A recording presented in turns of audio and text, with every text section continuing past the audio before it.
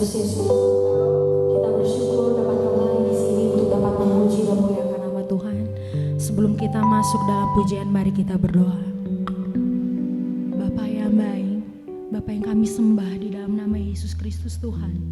Terima kasih Bapa atas berkat dan hikmat yang telah Kau curahkan setiap harinya kepada kami Tuhan. Engkau Allah yang hebat, Engkau Allah yang ajaib Tuhan. Engkau yang membimbing setiap langkah hidup kami Tuhan. Karena tanpa-Mu Tuhan kami tidak bisa berbuat apa-apa Tuhan.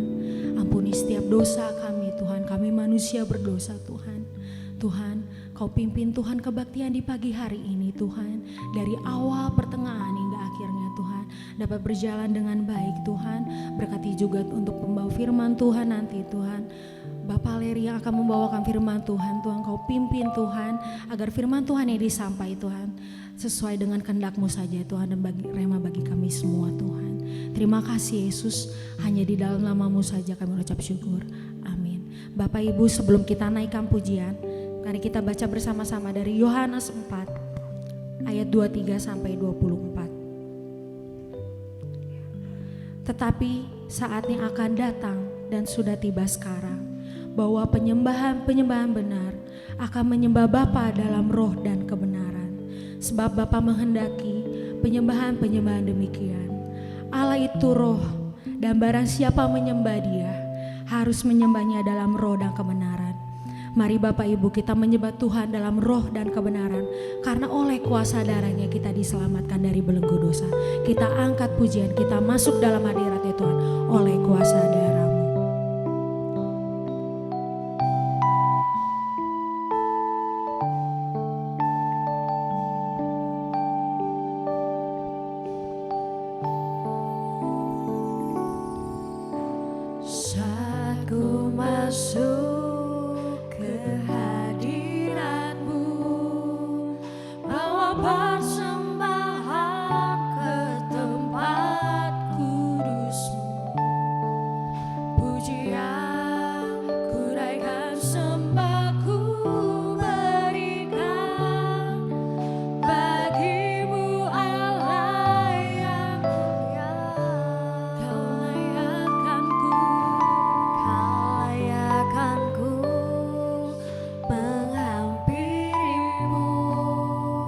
Melihat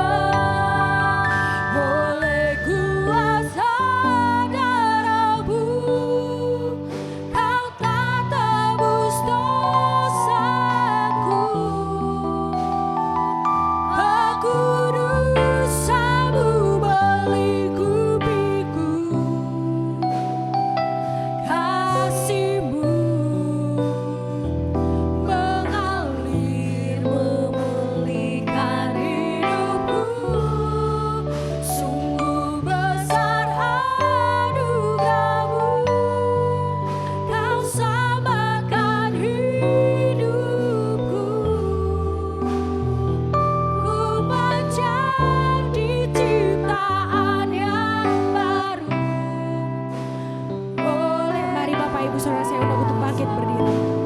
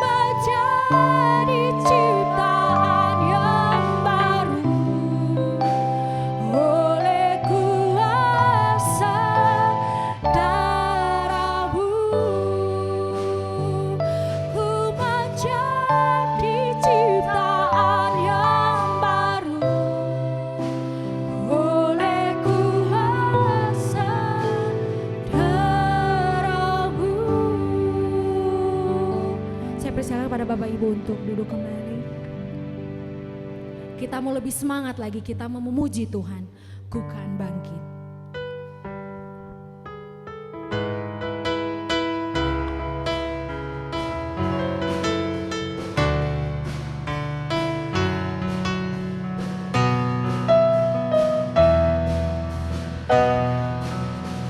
Mari kita semua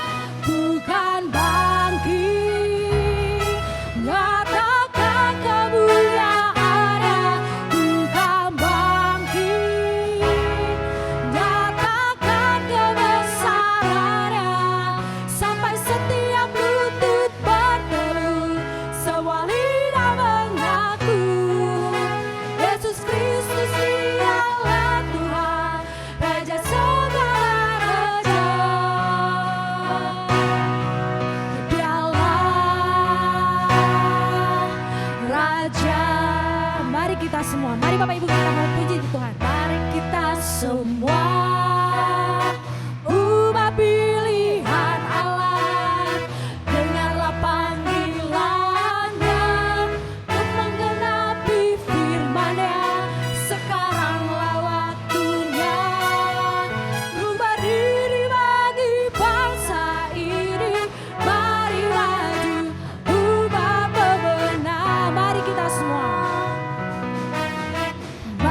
Kita semua umat pilihan Allah, dengarlah panggilannya untuk menggenapi firman-Nya. Sekaranglah waktunya untuk berdiri bagi bangsa ini.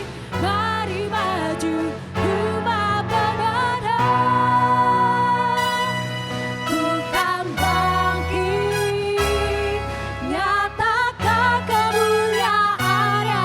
Bukan bangkit, nyatakan kebesaran-Nya. Sampai setiap lutut bertelut, semua lidah mengaku Yesus Kristus Dialah Tuhan, Raja segala raja. Dialah Raja. Bukan bangkit, nyatakan kemuliaan-Nya. Bukan bangkit, nyatakan kebesaran-Nya. Sampai setiap lutut bertelut, semua lidah mengaku Yesus Kristus Dialah Tuhan, Raja segala raja. Dialah Raja. Dialah Raja. Dialah Raja. Kita mau kasih kemuliaan buat Tuhan kita. Haleluya Bapak Ibu.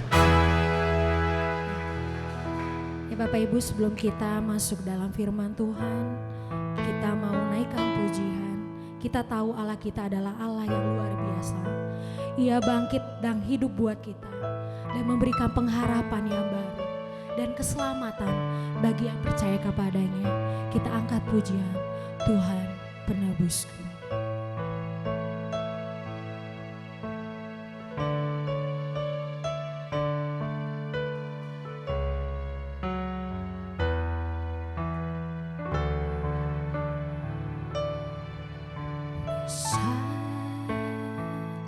mulia kasih-Mu,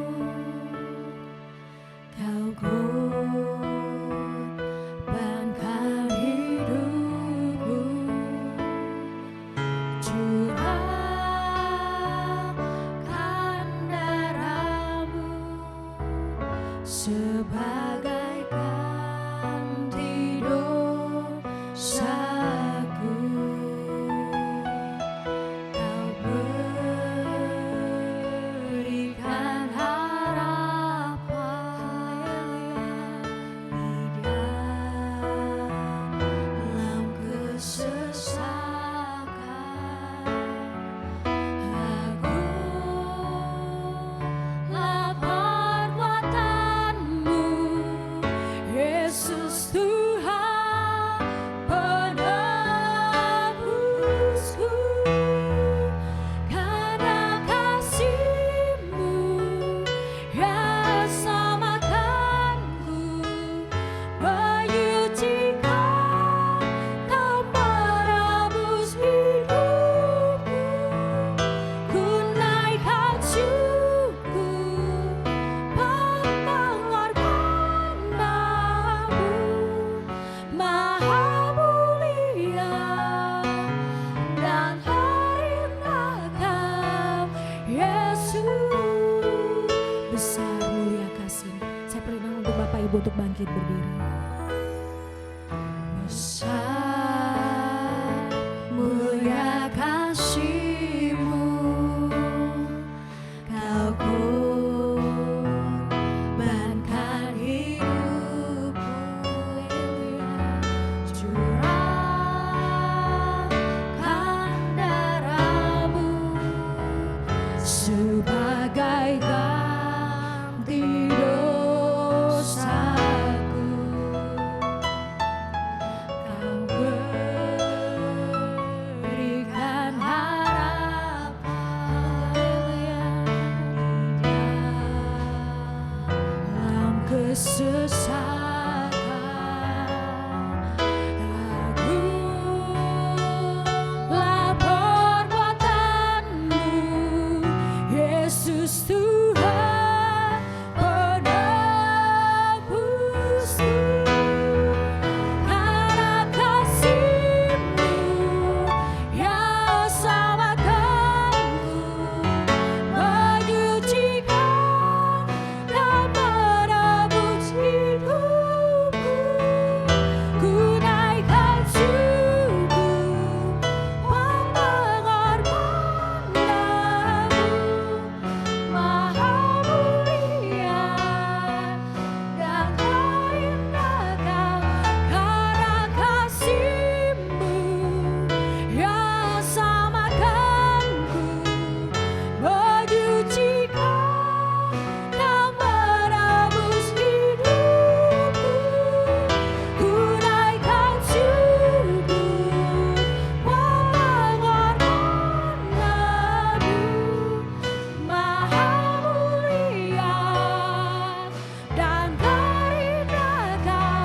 Karena kasih-Mu yang selamatkanku, menyucikan dan menebus hidupku. Ku naikkan syukur, mengorbankan Nama-Mu, Maha mulia dan terindah Kau. Karena kasih-Mu yang selamatkanku, menyucikan dan menebus hidupku. Ku naikkan syukur, mengorbankan Nama-Mu, Maha mulia dan terindah Kau, Yesus. Maha mulia dan terindah Kau, Yesus. Maha mulia dan terindah Kau, Yesus.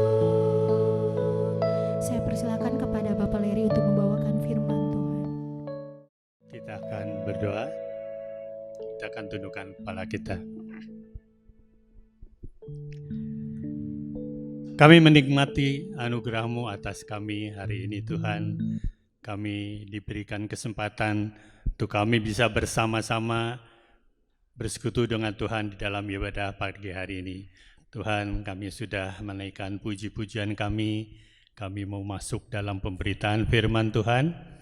Biarlah Roh Kudus yang tinggal dalam hati kami memberikan pencerahan, memberikan pengertian kepada kami, menolong kami untuk mengerti akan apa yang ingin Kau sampaikan bagi kami.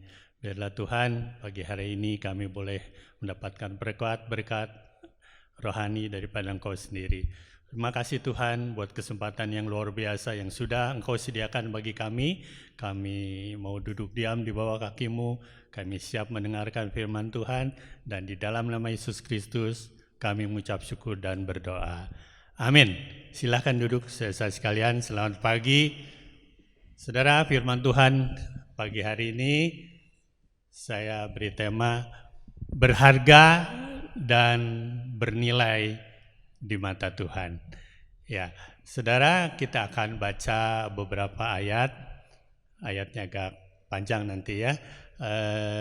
Yang pertama dari 1 Samuel 26. 1 Samuel 26 ayat yang ke-24. Saya akan bacakan bagi saudara. Dan sesungguhnya seperti nyawamu pada hari ini berharga di mataku, demikianlah hendaknya nyawaku berharga di mata Tuhan, dan hendaknya Ia melepaskan aku dari segala kesusahan. Kemudian kita baca Markus 15 ayat yang 1 Petrus dulu. 1 Petrus 1 ayat 18 sampai 19. 1 Petrus 1 ayat 18 sampai 19. Sebab kamu tahu bahwa kamu telah ditebus dari cara hidupmu yang sia-sia yang kamu warisi dari nenek moyangmu itu, bukan dengan barang yang fana, bukan pula dengan perak atau emas, melainkan dengan darah yang mahal, yaitu darah Kristus, yang sama seperti darah anak domba yang tak bernoda dan tak bercacat. Saudara, mari kita masih kita akan baca beberapa ayat lagi untuk melengkapi, yaitu dari Markus 15 ayat 11 sampai 15. Markus 15 ayat 11 sampai 15. Tetapi imam-imam kepala menghasut orang banyak untuk meminta supaya Barabaslah yang dibebaskannya bagi mereka. Pilatus sekali lagi menjawab dan bertanya kepada mereka, "Jikalau begitu, apakah yang harus kuperbuat dengan orang yang kamu sebut raja orang Yahudi ini?" Maka mereka berteriak lagi katanya, "Salibkan dia!" Lalu Pilatus berkata kepada mereka, "Tetapi kejahatan apakah yang telah dilakukannya?" Namun mereka semakin keras berteriak, "Salibkan dia!" Dan oleh karena Pilatus ingin memuaskan orang banyak itu, ia membebaskan Barabas bagi mereka. Tetapi Yesus disesahnya lalu diserahkannya untuk disalibkan. Saudara, kalau kita perhatikan ya, rupanya dari zaman dulu sampai zaman sekarang masyarakat itu tidak banyak berubah, saudara. Walaupun sebetulnya pendidikan kalau zaman dulu, zaman Tuhan Yesus ini mungkin sekolah belum ada atau bagaimana ya, saya nggak tahu apakah ada sekolahan jenjang tingkat sekolah gitu. Tetapi kalau zaman sekarang pastikan pendidikan udah begitu maju, tetapi kelihatannya masyarakat itu masih tetap nggak berubah. Mereka masih mudah dipengaruhi, dihasut, diprovokasi, terutama oleh tokoh-tokoh agama, terutama oleh ulama ya, oleh ahli-ahli Taurat gitu ya. Pemikiran masyarakat itu mudah saja putar balikan ya. Dulu itu dulu, sekarang juga sama seperti begitu. Kita lihat ya, masyarakat banyak mudah terpengaruh oleh terutama oleh tokoh-tokoh agama. Saudara, zaman dulu ini ya, kita lihat baru kemarin mereka mengelulukan Yesus dengan teriakan Hosana di tempat yang tinggi, diberkatilah yang datang dalam nama Yesus, gitu ya, dalam nama Tuhan. Tertulis di dalam Markus 11 ayat 9 sampai 10. Mereka pada hari kemarin mengeluhkan Yesus, tetapi saudara, hari ini ya, besoknya pada hari berikutnya mereka berbalik pikiran.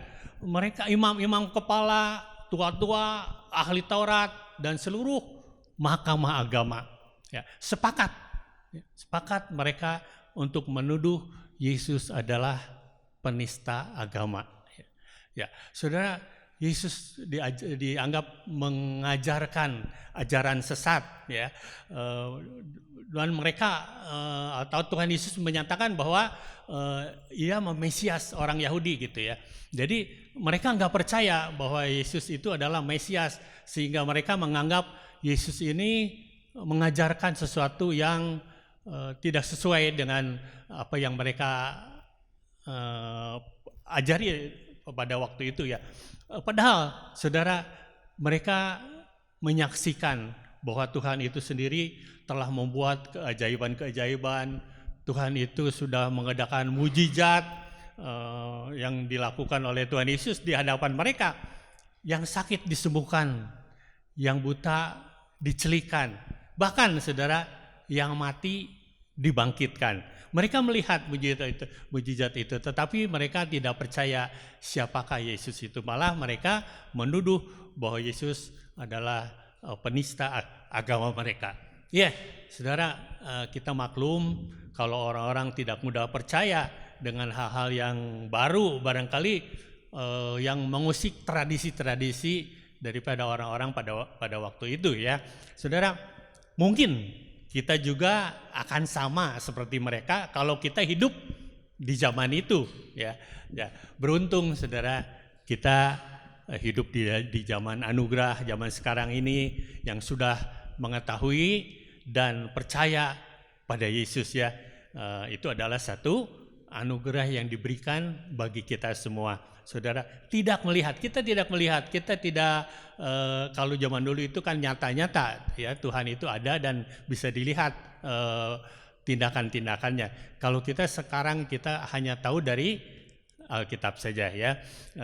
Saudara, tidak melihat namun percaya. 1 Petrus 1 ayat 8. 1 Petrus 1 ayat yang ke-8. Sekalipun kamu belum melihat dia, namun kamu mengasihinya. Kamu percaya kepada dia. Sekalipun kamu sekarang tidak melihatnya, kamu bergembira karena sukacita yang mulia dan tidak terkatakan. Saudara, mungkin saja ya saudara, seandainya kita ini pada waktu itu ada di kerumunan orang-orang banyak pada waktu itu, bisa jadi ya kita juga menjadi salah satu orang yang berteriak, salibkan dia, bebaskan Barabas gitu ya. Mungkin ini ya, seperti itu. Saudara, bebaskan Barabas. Mereka berteriak-teriak. Saudara, siapa Barabas? Mengapa Barabas yang mereka inginkan untuk dibebaskan? Saudara, menurut Markus 15 ayat yang ke-7 ya, Markus 15 ayat 7 ini ceritanya Barabas adalah seorang yang terkenal kejahatannya. Dia pembunuh, pemberontak. Barangkali kalau istilah zaman sekarang ini, Barabas ini adalah seorang teroris. Barangkali ya seperti itu. Karena dia memberontak dan melawan pemerintah Romawi pada waktu itu. Saudara, kalau menurut undang-undang atau hukum Romawi, orang seperti Barabas, terdakwa seperti Barabas ini, hukumannya sudah pasti, saudara. Apa saudara? Hukuman mati dengan cara disalib. Ya, itu hukum Romawi seperti itu. Jadi mereka menginginkan seorang penjahat, pemberontak dibebaskan. Ya, saudara, kalau kita mendengar kata salib aja ya, mendengar kata salib mungkin sudah cukup membuat seorang terdakwa, seorang hukuman itu bergidik atau merinding gitu ya. Karena apa saudara? Karena penyaliban itu adalah cara penghukuman orang Romawi yang membuat orang yang terhukum ini tersiksa, menderita begitu luar biasa, bahkan dipermalukan. Karena apa? Karena orang yang disalib itu diekspos atau dipajang gitu ya di satu tempat, disalib, dan orang-orang pada melihat seseorang itu disalib. Jadi dipermalukan, disiksa sedemikian, kakinya dipatahkan kadang, sampai diremukan, seperti itu penderitaan yang sangat luar biasa, hukuman yang sadis. Disalibkan itu hukuman yang sadis. Tapi hukuman itu hanya berlaku bagi orang-orang non Romawi ya. Berarti ini diskriminasi hukumannya. Kalau orang Romawi nggak ada hukuman seperti itu, tapi kalau orang bukan orang Romawi bisa dihukum, disalib seperti itu. Saudara, kita lihat ya, Barabas menunggu saat penghukuman. Dia akan dieksekusi. Dia diam di selnya dan barangkali sudah membayangkan bahwa dirinya akan disiksa, dicemooh, dipaku, dihancurkan. Kakinya mungkin udah kebayang, udah kepikiran seperti itu. Penderitaan dan kematian menunggu. Tinggal hitungan waktu ya. Barabas sudah pasrah barangkali di dalam selnya bahwa dia akan segera dieksekusi. Saudara, itu hukuman yang layak barangkali ya, vonis yang layak, yang patut diterima oleh Barabas, karena Barabas adalah seorang penjahat yang luar biasa, disebutkan seperti itu. Saudara, tiba-tiba datang prajurit Romawi yang diperintahkan oleh Pilatus untuk menyeret Barabas keluar dari selnya dan dibawa ke hadapan orang banyak. Ya, saudara mau apa saudara ya? Barabas dibawa ke hadapan orang banyak. Ternyata saudara, di dalam Matius 15 ayat yang ke-6 di situ diceritakan seperti ini. Telah menjadi kebiasaan untuk membebaskan satu orang hukuman pada tiap-tiap hari raya itu menurut permintaan orang banyak. Jadi rupanya pada hari itu adalah hari raya di mana tradisi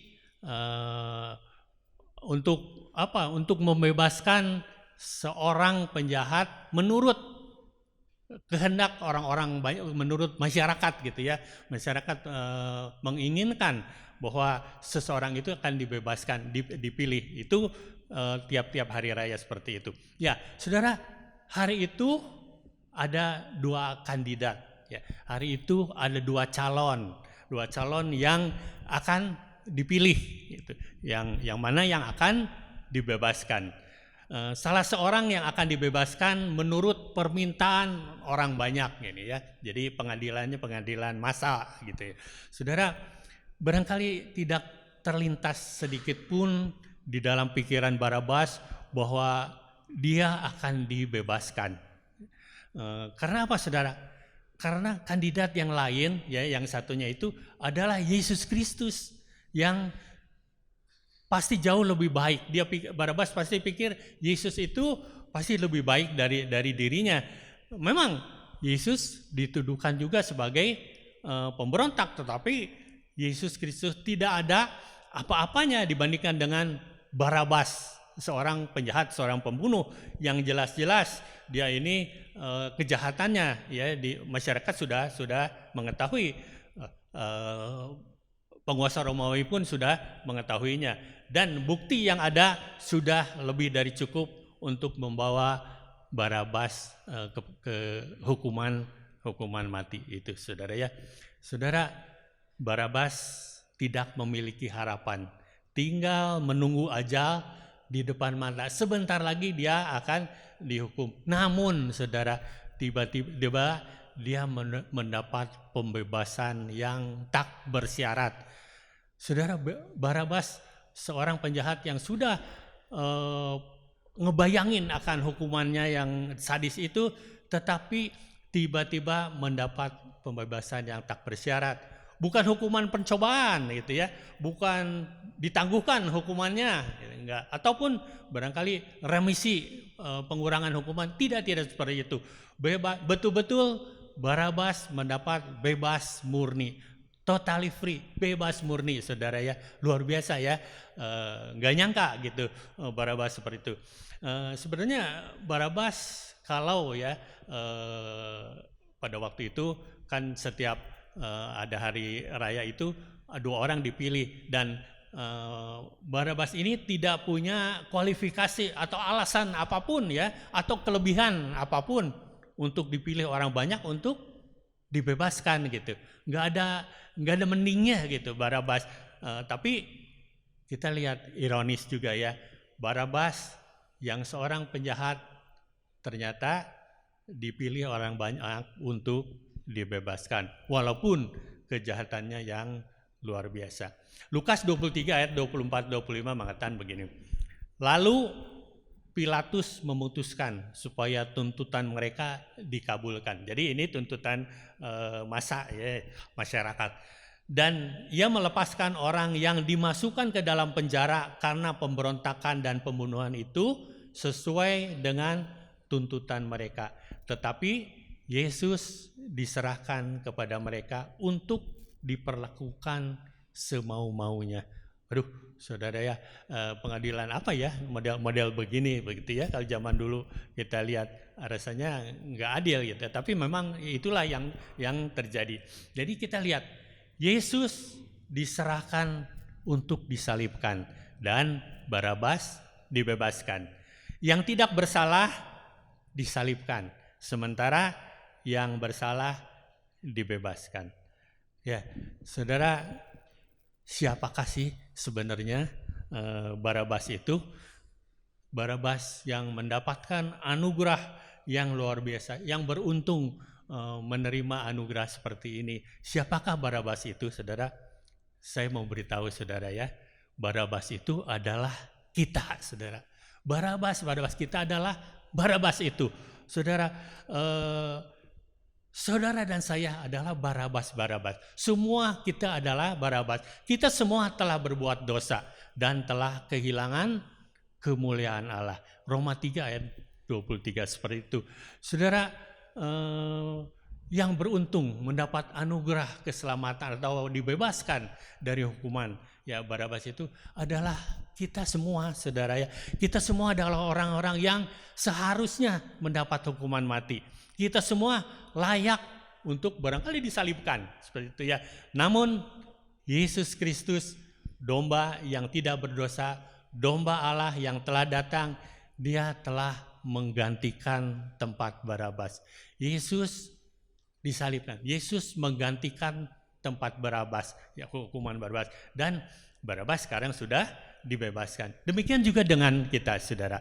Saudara dan saya melalui percaya kepada anak Allah, kita dilepaskan dan kita pun sekarang menjadi orang-orang yang dibebaskan.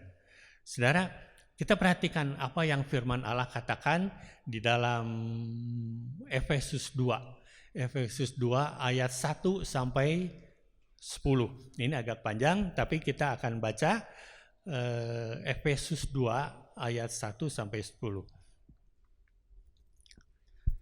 Kamu dahulu sudah mati karena pelanggaran-pelanggaran dan dosa-dosamu. Kamu hidup di dalamnya karena kamu mengikuti jalan dunia ini, karena kamu mentaati penguasa kerajaan angkasa, yaitu roh yang sekarang sedang bekerja di antara orang-orang durhaka.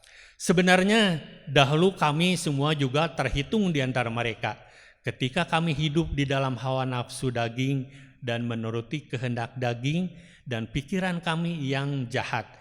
Pada dasarnya kami adalah orang-orang yang harus dimurkai, sama seperti mereka yang lain. Tetapi Allah yang kaya akan rahmat oleh karena kasih-Nya yang besar yang dilimpahkannya kepada kita, telah menghidupkan kita bersama-sama dengan Kristus, sekalipun kita telah mati oleh kesalahan-kesalahan kita. Oleh kasih karunia kamu diselamatkan. Dan di dalam Kristus Yesus, Ia telah membangkitkan kita juga dan memberikan tempat bersama-sama dengan Dia di sorga, supaya pada masa yang akan datang Ia menunjukkan kepada kita kekayaan kasih karunia-Nya yang melimpah-limpah sesuai dengan kebaikan-Nya terhadap kita dalam Kristus Yesus. Sebab karena kasih karunia kamu diselamatkan oleh iman. Itu bukan hasil usahamu, tetapi pemberian Allah. Itu bukan hasil pekerjaanmu. Jangan ada orang yang memegahkan diri. Karena kita ini buatan Allah, diciptakan dalam Kristus Yesus untuk melakukan pekerjaan baik yang dipersiapkan Allah sebelumnya. Ia mau supaya kita hidup di dalamnya. Saudara, kita sudah mati karena pelanggaran-pelanggaran dan dosa-dosa kita. Dan Allah telah menghidupkan kita melalui Kristus Yesus. Ya, Dia memberi kita hidup yang baru. Saudara, kalau kita lihat ya, mengapa Yesus melibatkan Barabas di dalam rencana pengorbanan Yesus di kayu salib. Padahal Barabas itu, kita lihat, Barabas itu adalah seorang penjahat, pembunuh, pemberontak, teroris gitu ya. Seperti itu. Kenapa? Dalam peristiwa ini Tuhan melibatkan Barabas. Tuhan mau menyatakan bahwa setiap orang berharga dan bernilai di mata Tuhan. Siapapun saudara ya, tidak terkecuali seperti Barabas. Apapun kondisi kita, baik kita ini adalah orang yang kaya atau orang yang miskin atau orang yang punya jabatan maupun orang yang rendahan, orang yang jahat maupun yang baik, semua sama di hadapan Tuhan. Tuhan ingin menyatakan kasih-Nya kepada kita, kepada umat manusia. Ia tidak ingin seorang pun binasa. Ya, luar biasa kasih Kristus kepada kita, kepada umat manusia. Ya, tidak diskriminatif, tidak pilih-pilih siapapun. Semua umat manusia dikasihi oleh Allah. Ya, tidak seorang pun Tuhan menginginkan manusia itu binasa. Karena itu Tuhan telah mengorbankan diri-Nya buat semua umat manusia, tidak terkecuali. Saudara, kita lihat Roma 5 ayat 8. Roma 5 ayat 8. Roma 5 ayat 8 dan nanti juga Yesaya 43 ayat yang ke-4a. Roma 5 ayat 8. Akan tetapi Allah menunjukkan kasih-Nya kepada kita oleh karena Kristus telah mati untuk kita ketika kita masih berdosa. Ketika kita masih jahat atau kita masih melakukan hal-hal yang tidak berkenan dengan Tuhan, Tuhan tetap mengasihi kita ya. Dia menawarkan keselamatan itu kepada kita. Kemudian kita baca Yesaya 43 ayat yang ke-4a. Oleh karena engkau berharga di mataku dan mulia, dan aku ini mengasihi engkau. Sungguh luar biasa ya, Tuhan Yesus ini dia menghargai kita, dia menilai kita tanpa melihat latar belakang kita.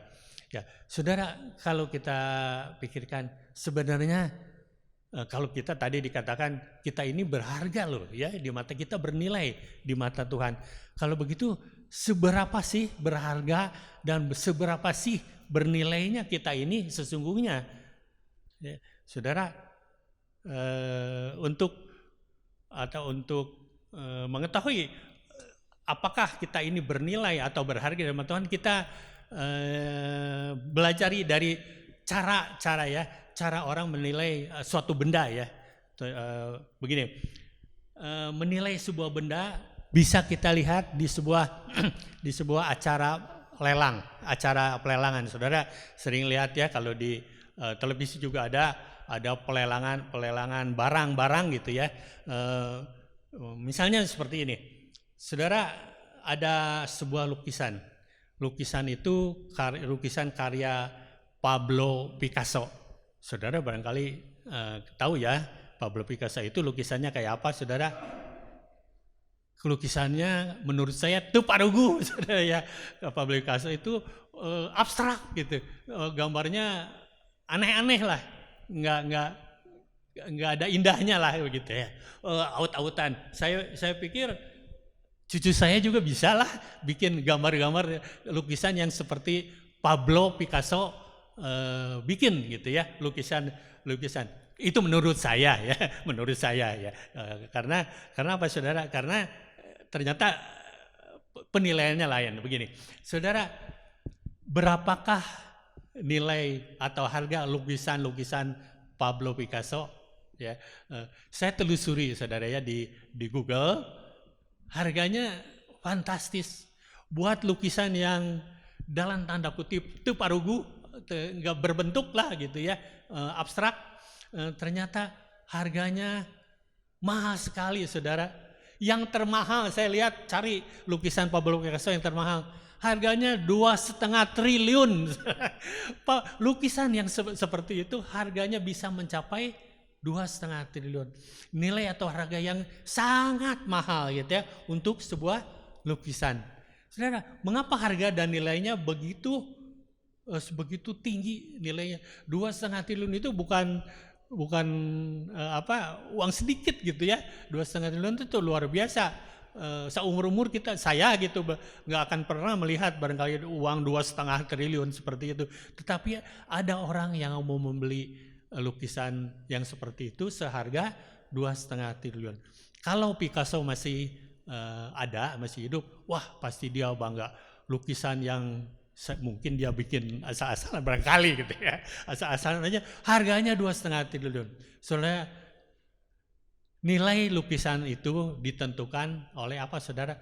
Oleh seberapa besar kesediaan orang membayar untuk bisa memiliki barang itu. Kalau ada orang yang ingin sekali memiliki benda itu, lukisannya tersebut itu ya, dia berapapun barangkali harganya nggak jadi masalah. Barangkali orang yang mau beli 2,5 triliun itu orangnya udah kaya luar biasa ya barangkali ya, udah hartanya udah nggak kehitung gitu. Jadi dia mau memiliki barang itu, membelinya dengan harga 2,5 triliun.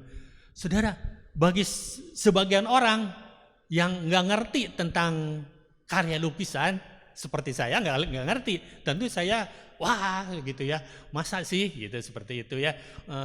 Mungkin hanya berani ngeluarin uang, atau barangkali juga nggak mau, dikasih pun nggak mau gitu ya melihat benda atau lukisan seperti itu. Atau mungkin juga kalau ada orang yang ya sedikit lah nawar, harganya murah lah gitu ya, seperti itu. Tetapi saudara, bagi orang-orang yang ngerti tentang nilai artistik sebuah seni lukisan itu, dia berani membayar dengan harga yang sangat tinggi. Seberapa rela orang itu membayarnya, maka seharga itulah nilai sebuah benda. Jadi benda itu nggak bisa dilihat begitu saja ya, bendanya begini dan begitu menurut ini. Tetapi kita lihat seberapa orang mau memiliki atau membayarnya, seharga itulah nilai daripada benda tersebut. Tahukah saudara berapa besar nilai kita sebagai orang-orang percaya, sebagai orang anak-anak Tuhan, sebagai orang-orang yang sudah dibenarkan oleh Tuhan? Saudara, nilai kita adalah seharga darah Yesus yang tercurah di kayu salib. Saudara, Tuhan mau membayar kita dengan darahnya yang tercurah di kayu salib. Yesus mau memiliki kita. Dia mau membayar harganya dengan harga yang mahal sekali. Itu berarti saudara, dengan darah Yesus itu berarti nilainya sudah tidak bisa diukur dibandingkan dengan apapun, dengan uang berapapun. Tetap nilai ini nilai yang sangat tinggi. Darah Yesus yang tercurah di kayu salib mahal sekali ya, sehingga dibutuhkan pengorbanan sebuah nyawa ya, sebuah nyawa yang tak berdosa. Yesus sang juru selamat. Demi apa saudara? Demi untuk menyelamatkan kita semua. Tuhan Yesus mau membayar dengan harga yang begitu mahal. Saudara, orang yang mengerti karya Yesus ya. Orang yang mau mengerti karya Yesus, karya keselamatan ini tentu akan merasa bahwa dirinya, bahwa saya ini sangat berharga dan bernilai. Sehingga dia orang yang bernilai tinggi akan melakukan atau berperilaku, berpikiran sesuai dengan nilai dirinya. Kalau kita merasa diri kita berharga dan bernilai, kita akan bertindak, berperilaku sesuai dengan harga saya, nilai yang luhur ya saudara. Sebaliknya saudara, kalau orang yang tidak percaya dan tidak mengerti akan karya keselamatan, akan karya pengorbanan Yesus di kayu salib, kalau nggak ngerti ya, mereka tidak akan menyadari betapa berharganya dan bernilainya dirinya, sehingga seringkali akan melahirkan tindakan-tindakan yang tak bernilai pula. Ya, kalau orang merasa atau tidak merasa dirinya bernilai, tidak berharga, dia pun akan melakukan hal-hal yang tidak berharga pula. Ya, perilakunya seperti itu. Ya, itu saudara, kita bisa melihat ya, benda itu harganya kayak, walaupun benda itu kalau manusia barangkali manusia yang sudah tidak berharga begitu, tetapi kalau Tuhan mau memilih kita, mau menilai kita, menghargainya dengan harga mahal, kita ini jadi berharga, kita ini jadi bernilai. Itu satu poin seberapa harga nilai kita. Sekarang yang kedua, saudara, siapa yang memiliki kita? Benda itu akan berharga kalau kita lihat siapa yang memilikinya. Saudara, seringkali sebuah benda itu benda yang ya sangat sederhana lah, tetapi harganya kok bisa mahal gitu ya, mahal sekali harganya. Karena apa saudara? Karena benda itu dimiliki oleh seorang pribadi gitu ya, seorang pribadi. Misalnya saudara, saya juga lihat di Google ini ya, saudara, Justin Bieber, saudara barangkali tahu ya, Justin Bieber itu seorang penyanyi. Suatu hari dia, karena rambutnya udah panjang, dia dicukur saudara rambutnya. Kemudian rambutnya dipakai parabut, dijual, dilelang. Berapa saudara harga rambut Justin Bieber ketika dia menjual rambutnya karena orang parabut gitu ya? Ternyata harganya saya lihat di Google itu 560 juta rambut cukurannya itu ya dari Justin Bieber. Luar biasa ya. Itu kenapa saudara begitu mahalnya? Karena yang memiliki rambut itu adalah Justin Bieber gitu. Seseorang yang barangkali terkenal ya, barangkali jadi pujaan banyak orang, barangkali seperti itu, seorang penyanyi. Saudara, jadi sesuatu barang apapun menjadi bernilai, berharga karena pemiliknya seseorang yang berharga gitu ya, barangkali ya berharga di mata orang. Bisa aja benda-benda banyak saudara, benda-benda yang lain seperti saudara ada sepatu seorang atlet, seorang pebasketball gitu ya, sepatunya udah nggak dipakai gitu, udah lusuh, udah nggak dipakai, ternyata dilelang, dijual, harganya jutaan saudara. Sepatu ya katakanlah butut lah gitu ya, udah bekas dipakai, ternyata kalau dilelang ini sepatu bekas dipakai oleh seorang atlet, ini namanya si ini gitu. Ternyata berharga karena benda itu dimiliki oleh seseorang gitu yang terkenal. Namun sebaliknya saudara, kalau sepatu saya sekarang saya lelang, siapa yang mau? Nggak ada yang mau saudara yang mau beli, siapa yang mau gitu. Barangkali di Balai Dogen dibawa ke saya gitu ya. Kalau saya mau ngejual sepatu saya sekarang mahal. Karena apa? Karena yang memilikinya nggak terkenal gitu, seperti itu. Tetapi saudara, benda itu akan sangat berharga kalau dimiliki oleh seseorang yang terkenal ya. Jadi saudara, kalau berdasarkan contoh ini ya dari nilai tadi saya katakan siapa yang bersedia membeli itu dengan harga mahal, ya harga itu, barang itu jadi mahal. Atau yang kedua adalah siapa yang memiliki benda itu. Berdasarkan dua contoh tadi, saudara, sadarkah kita seberapa sih besar nilainya dan berharganya kita sebagai orang percaya? Mari kita renungkan, kita jawab pertanyaan, apakah kita ini bernilai? Coba jawab pertanyaan seperti ini. Berapa harga yang dibayar untuk menebus kita, saudara? Itu harganya ya, saudara. Kemudian siapa yang memiliki kita? Ya, saudara, siapa yang memiliki kita, saudara? Alkitab mengatakan seperti ini. 1 Korintus 6 ayat 20. 1 Korintus 6 ayat yang ke-20. Sebab kamu telah dibeli dan harganya telah lunas dibayar. Karena itu muliakanlah Allah dengan tubuhmu. Kita semua sudah dibeli dan dibayar penuh ya, lunas oleh Yesus Kristus.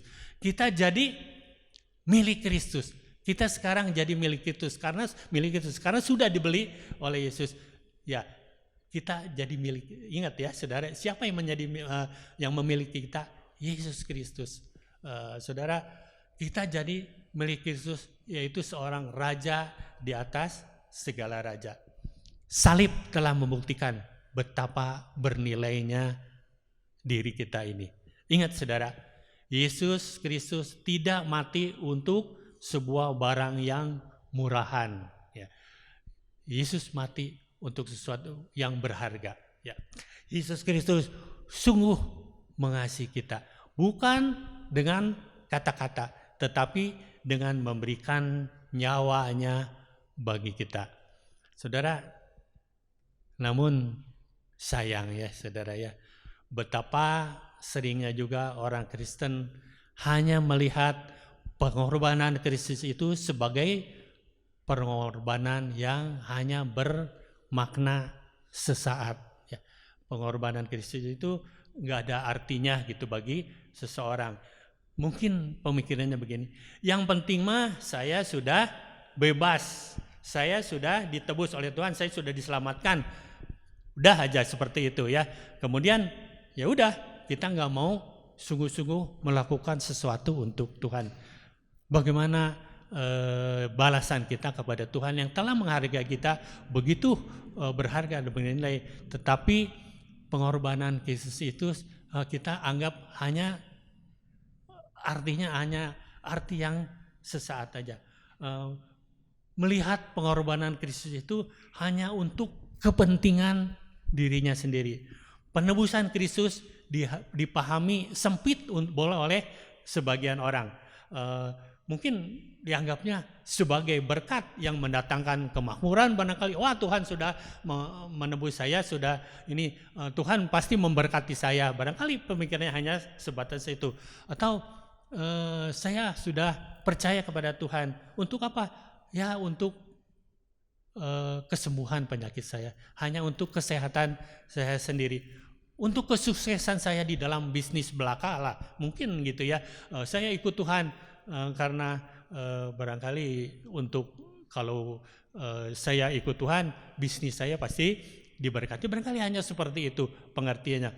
Pengorbanan Yesus itu sejatinya adalah membuat kita menjadi milik Kristus ya. Kita ini menjadi milik Kristus. Anugerah yang Tuhan sudah berikan seringkali tidak kita manfaatkan untuk memuliakan Tuhan. Ya, ini yang sayangnya seperti ini, seringkali kalau kita bayangin anugerah Tuhan yang sungguh luar biasa seperti itu, tetapi kita tidak memanfaatkan apa yang Tuhan sudah berikan kepada kita, anugerahnya kita tidak pergunakan untuk memuliakan Tuhan. Mari kita lihat Barabas, saudara ya. Barabas tadi sudah mendapat anugerah yang luar biasa, yang dia mendapatkan kesempatan kehidupan yang kedua gitu ya, karena Tuhan itu secara tidak langsung Tuhan membebaskan gitu Barabas melalui pengadilan seperti itu ya. Saudara, Barabas mendapat anugerah pembebasannya. Tetapi saudara, kalau saya baca di Alkitab tidak mencatat adanya sesuatu yang dilakukan oleh Barabas setelah dibebaskan. Saudara, saya nggak nemukan gitu apa yang dilakukan Barabas setelah mendapat anugerah keselamatan ini.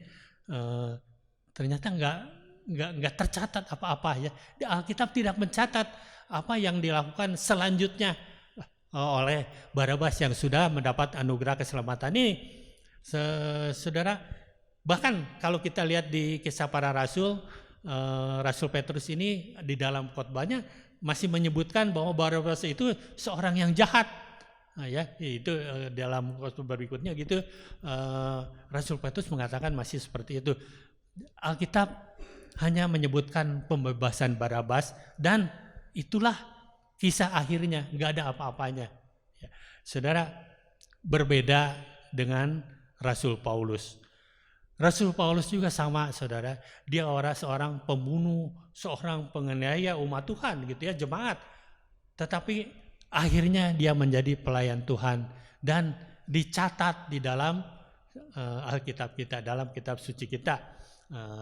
Kalau Rasul Paulus ada catatan-catatannya bahwa dia merespon kasih karunia Tuhan, anugerah Tuhan terhadap Rasul Paulus ini, dia melakukan sesuatu. Saudara, Filipi 3 ayat yang ke-8. Kita baca Filipi 3 ayat yang ke-8.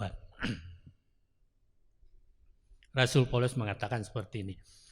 Malahan segala sesuatu kuanggap rugi karena pengenalan akan Kristus Yesus Tuhanku lebih mulia daripada semuanya.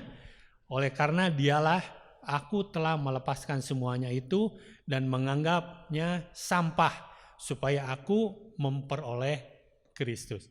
Saudara, sejak mengenal Kristus Yesus di dalam hidupnya, Rasul Paulus mengambil sebuah keputusan yang tegas untuk meninggalkan kehidupan masa lalunya yang pernah sangat dibanggakannya ya, barangkali ya waktu itu Rasul Paulus itu bangga gitu ya bisa menjadi pembunuh umat Kristus, umat Tuhan ya, membangga. Tetapi saudara, semuanya itu kemudian dia menganggap semuanya itu sampah karena pengenalannya akan Kristus lebih mulia daripada semuanya itu.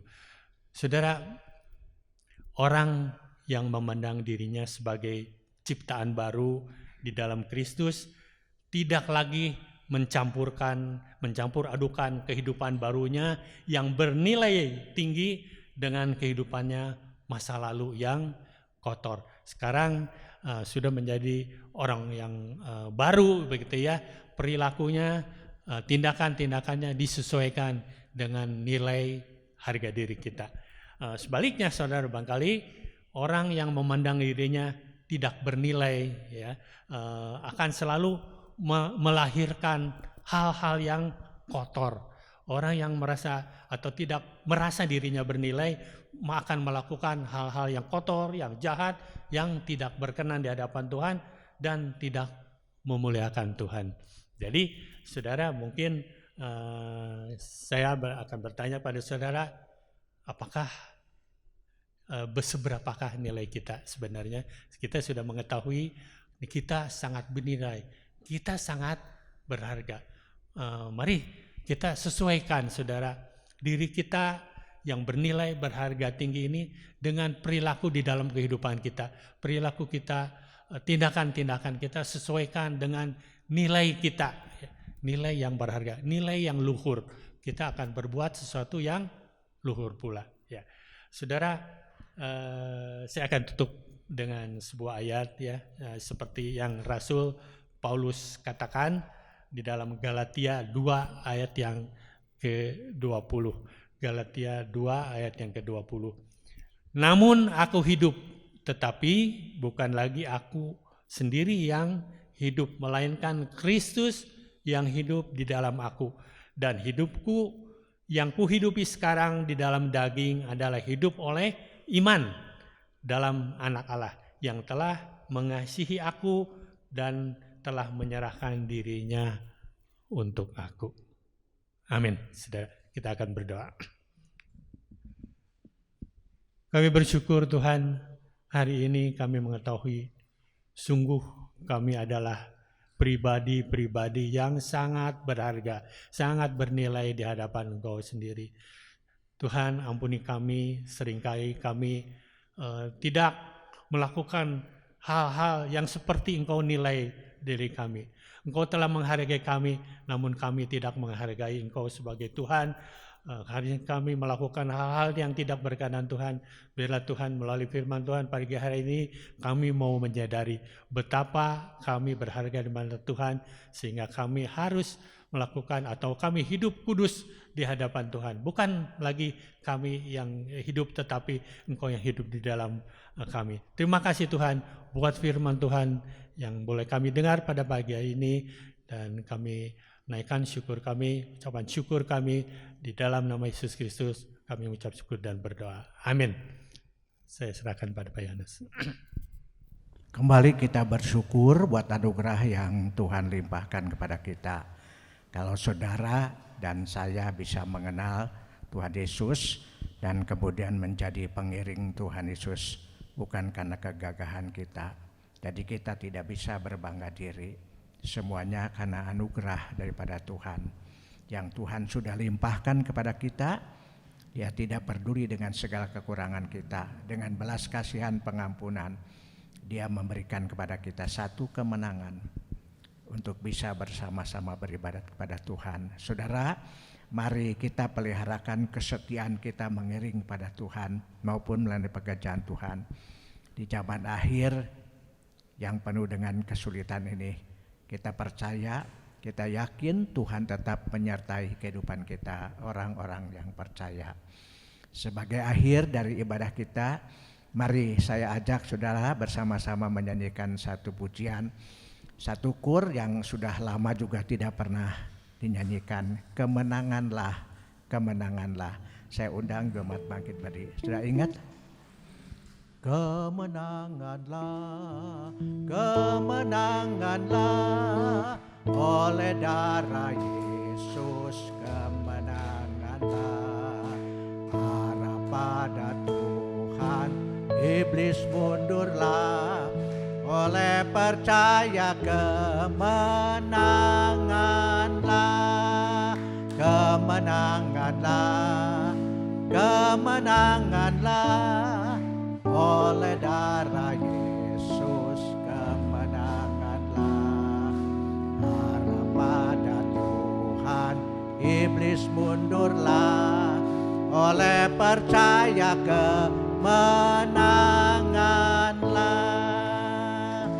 Hanya oleh percaya kepada Tuhan Yesus dan karyanya di Golgota, kita berhasil menjadi menang, orang yang menang karena kuasa darah Tuhan Yesus. Bapa kami yang ada di dalam surga, Bapa yang kami sembah dalam nama Tuhan Yesus Kristus. Dengan penuh kerendahan hati kembali kami datang menghampiri hadirat Tuhan yang Maha Suci pada akhir ibadah kami. Kami ucapkan syukur dan terima kasih buat berkat pimpinan, penyertaan dan kehadiran Tuhan di tengah-tengah ibadah kami. Tuhan sudah memimpin ibadah kami dari awal, pertengahan sampai akhirnya dengan tidak kurang suatu apapun. Terima kasih buat berkat yang Tuhan limpahkan pada kami, kebenaran-kebenaran firman Allah yang sudah disampaikan oleh hamba-Mu. Biarlah semuanya itu akan tertanam di dalam hati kami sekalian sebagai umat-Mu ya Tuhan, sehingga boleh meneguhkan iman kami menghadapi masalah yang kami hadapi dalam dunia ini dengan iman kepada Tuhan. Kami yakin kami akan terpelihara dan senantiasa diberikan kemenangan. Tuhan berkati setiap anak-anak-Mu yang sudah mengambil bagian dalam pelayanan pekerjaan Tuhan. Melalui penyambutan, kolektan, operator sound system, pemimpin pujian, pemain musik, hamba Tuhan yang menyampaikan firman Tuhan. Dan seluruh pengerja-pengerja-Mu yang hadir pada pagi ini. Dan berkati seluruh jemaat kami. Biar semua yang kami lakukan pada pagi ini sungguh-sungguh bisa membawa kami lebih dekat kepada Tuhan, lebih mengasihi Tuhan, dan lebih mengerti apa yang Tuhan kehendaki dalam kehidupan kami. Berikan kepada kami kesetiaan dalam mengiring pada Tuhan melalui pekerjaan Tuhan sampai tugas kami di dalam dunia ini berakhir. Terima kasih buat berkat-Mu. Kami tidak lupa berdoa untuk jemaat-jemaat kami yang tidak bisa hadir pada hari ini, yang masih dilayani secara online. Tuhan tetap berkati. Kami yakin dan percaya Tuhan tidak pernah akan meninggalkan umat-Mu, walaupun ada peraturan-peraturan yang membatasi kegiatan dalam ibadah, tapi Allah tidak pernah akan membatasi kami. Kami yakin dan percaya Tuhan akan tetap memberkati umat-Mu dengan cara apapun, sebab di dalam Tuhan tidak satu barang mustahil. Lindungi seluruh jemaat kami yang tidak bisa hadir karena usia lanjut, juga karena mereka berdiam diri di rumah dan dilayani secara online. Tuhan tetap memberkati. Kami berdoa kalau ada di antara jemaat kami dalam keadaan sakit, Tuhan tilik jamah dengan tangan kuasa-Mu dan berikan kesembuhan yang sempurna, supaya nama Tuhan akan dipuji dan dipermuliakan. Berikan juga kepada pemerintah ya Tuhan hikmat bijaksana daripada Tuhan dalam menata bangsa ini Tuhan. Biarlah dengan hikmat daripada Tuhan mereka akan melakukan yang terbaik, bukan memaksa seseorang dan menekan seseorang untuk mengurangi kegiatan ibadah dan lain sebagainya. Tapi berikan kepada kami ya Tuhan anugerah-Mu ya Tuhan, supaya tetap kami terpelihara di dalam kuasa-Mu. Tuhan, kami sebentar akan meninggalkan rumah Tuhan seusai ibadah ini. Mohon Tuhan akan pimpin lindungi seluruh umat-Mu dalam perjalanan pulang, baik yang dekat maupun yang jauh, supaya sampai di rumah dengan selamat. Dan apabila seusai mereka ibadah ini, mereka harus bekerja mencari nafkah, Tuhan tetap memberkati dan mencukupkan apa yang menjadi kebutuhan hidup mereka. Karena hamba yakin dan percaya Tuhan akan peduli kepada kami. Serahkan semua ke dalam tangan Tuhan. Di dalam nama Yesus Kristus Tuhan dan Juru Selamat kami hidup, hamba sudah berdoa dan ucapan syukur. Dan sekarang saudara-saudaraku, pulanglah dengan sejahtera. Moga kiranya rahmat Tuhan Yesus Kristus, cinta Allah Bapa dan ucapan syukur kami kepadamu ya Tuhan. Di dalam nama Yesus Kristus Tuhan dan Juru Selamat kami hidup, hamba sudah berdoa dan ucapan syukur. Haleluya, haleluya, amin. Bapa terima kasih.